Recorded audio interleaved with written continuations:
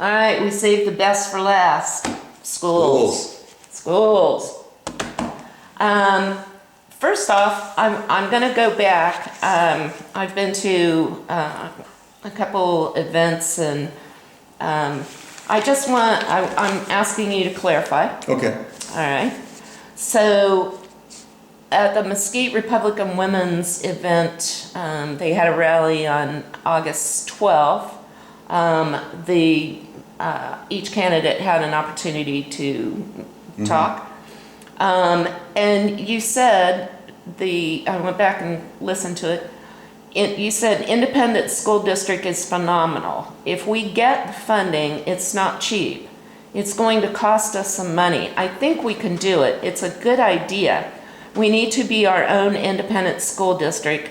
I would never fight against that, ever. And then I read an article in the Progress, my competitor, which I still like him.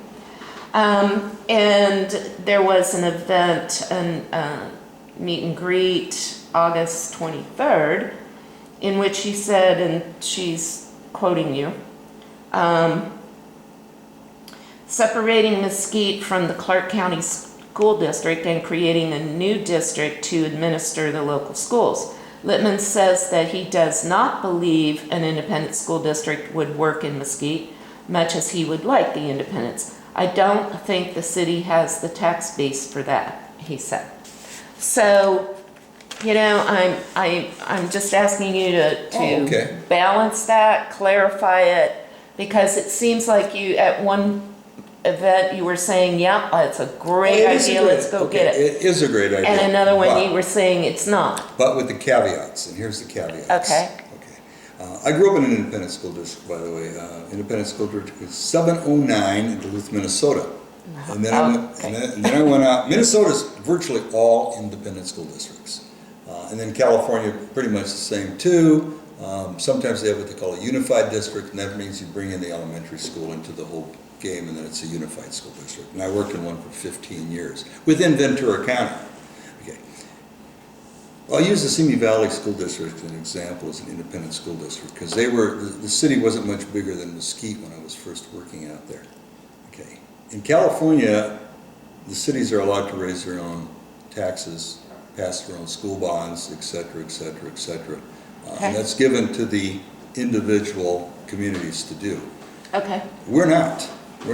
If we want a school bond issue, it's through the county and the school. So if you're not in the county any longer, you're not part of them, you don't have that legal authority to do this, to raise the monies to run the schools. Okay.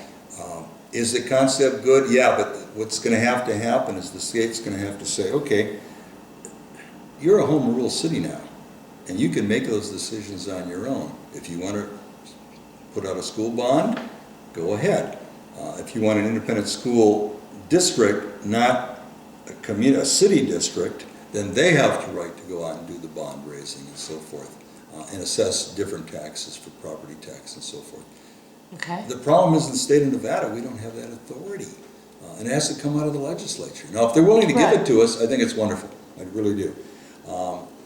Also, in the cost of schools, I read a very detailed report in the Cato Institute, very conservative organization of think tank people, and it just came out a couple of weeks ago, which I have, in fact, I have it in the car, I think, that the actual cost of school is nowhere near what is reported by the school districts.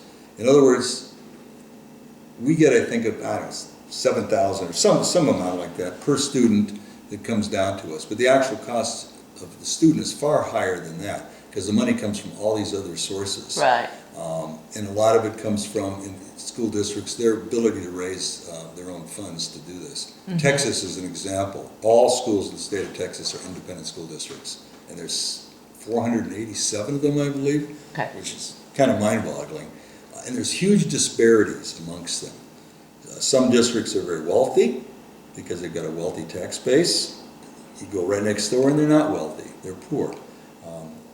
So you have to have that ability to raise that funds to provide the education you want for that student.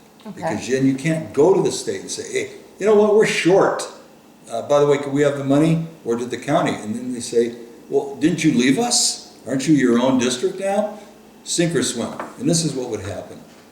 Well, but in the state of Nevada, rural school districts like Lincoln, Nye County, those kinds of places, Mineral County, they get an extra amount of money for rural schools.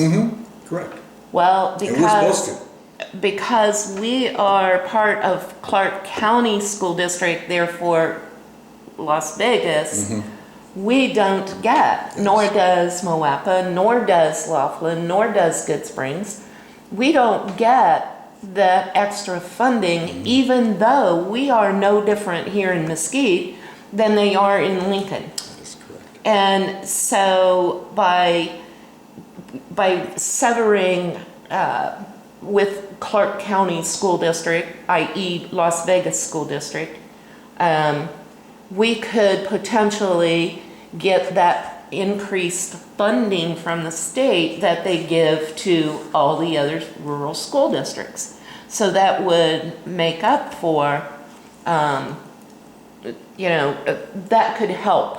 Yes, Let me put it that way.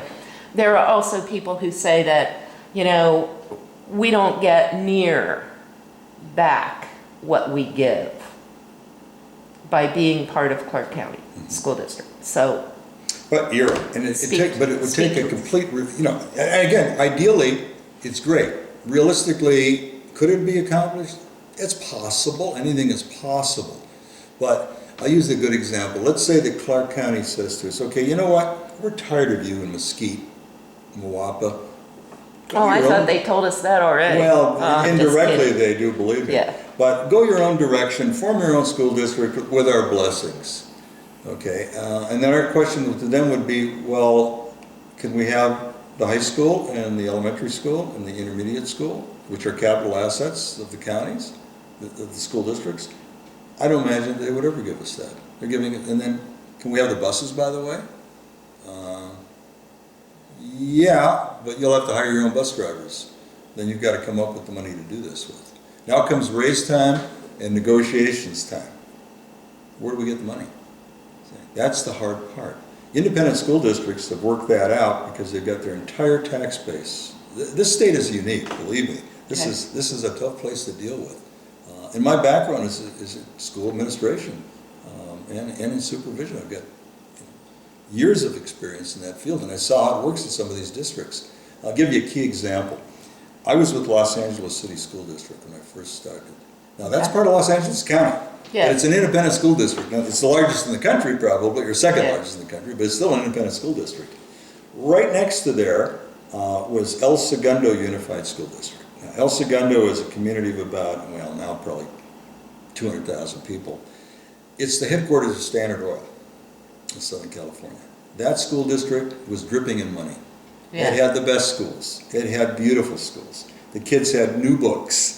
Everything was the latest, and this is, we're talking about 50 years ago. It was the latest of everything. Right next to that was Torrance Unified School District, which is all the independent school district. It was so poor, they were lucky they could keep the doors open in the schools. And yet, there's another one right next door, because their tax base was not nearly, it was almost all residential. There was no industry. So I saw how the inequities. Texas, the same thing. The Austin City schools are phenomenal. They're funded really well. The Houston City schools are poor. It could be done. Yeah, it could be done. Well, but if you... with this state... Go ahead. I don't know. I really am leery about how this state does business. You've got a legislature that wants to run the whole show, from top to bottom. And then they tell the county, what we can't run, you run. And here we sit. Well, I think one of the best examples of how the school district continues to ignore us and not remember that, we are inside the boundary line, is this issue with connectivity for internet access for the kids this year. And thank God for Dr. Rice, who a year ago and 2 years ago bought every I know, school I child know. a Chromebook because I don't think we'd still have them today if it hadn't been for her, if we had to rely on Clark County. Okay, I meet weekly. I am on a Connectivity for Kids Commission You mentioned that the other Yes, night, we and meet so every I did single want to week discuss that with you. with updates per area. What do you need, what are you missing, and so forth. If you got the notes from the last meeting, when I was on the phone, and Justin Jones, Commissioner, and in fact, he communicated with me yesterday because I turned the communication over to CIAB, I've turned over your requests to the Governor's Office in Science and Technology, and they're gonna make sure that everything you need in Mesquite is there. Why did it take so long? I don't Because wanna use the word, this issue I don't wanna started, use the word ignorant, Barbara, but you know what? Sometimes when you get on these conversations with people on the phone, you start to wonder, where are they from? I was told listening to that conversation, there shouldn't be any problem in Mesquite because of Cox networks. And I said, we don't have Cox. And the answer back, and I don't know if it was from Kirsten Sear, who runs this connectivity, or if it was from Elaine Wynn Foundation. It doesn't matter. Was, you don't have Cox? Well, I mean, how long would it have taken to figure out that we don't have Cox Communications here? Then the next comment was, well, we've sent all the T-Mobile cards you could possibly need. And I said, did you know that they don't work in Mesquite? And it was kind of a hesitant, like, they don't? No, they don't. and So, you know, the re-education has to come through. I know, but I'm so frustrated because I know. Nick Montoya has been working with Reliance Connects and the principals and TDS since late June on this connectivity issue. And so my question to you is, if you're on this commission and it meets weekly, you know, where was that breakdown that they didn't know back in July that we don't have Cox or T-Mobile? Probably because I was asked to serve on that commission about 3 weeks ago, roughly, by Marilyn Kirkpatrick. She said, I want you to serve on this.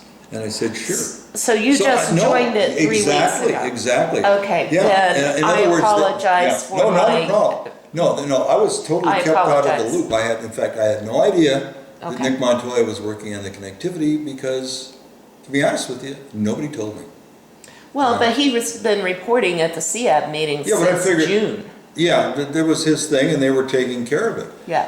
Once I got onto this phone conversation, and I have a full email trail from Justin Jones, the county commissioner who chairs all of this, it's like, we apologize. And in fact, one of the last emails was, I do apologize.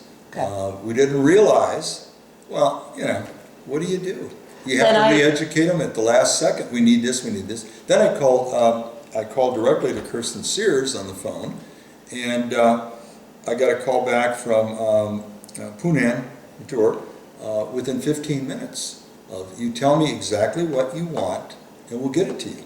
Okay. And I talked to Nick, and he said, well, we have about 80, we're not positive, about 80 kids. Yeah. And I have the correspondence with the number to call. It's in Spanish, it's anything you want. We'll Right. see that you have it in Mesquite. Okay. But yeah, I could be honest with you, I was totally unaware that we had that issue. Now I'm getting a report that as of last week, there were 13,000 kids in Clark County that still don't have a device of any kind. Right. There's 26 or 7,000 kids they can't even find. Right. Yeah, so now they're knocking on doors. You know, do you have children in the house? You know. Yeah. Okay, I apologize Oh, then not a problem. for my misunderstanding, Oh, because yeah. I thought Oh, no. that you had been on this commission much longer than 3 weeks. So I apologize, and I'm glad that we've gotten that cleared Yeah, up. well, if I'd have been on that commission, I'm going to assure you straight out, and anybody else watching the video, that this would not have happened. If I had to drive down to Yeah. Vegas myself to get whatever they needed. Okay.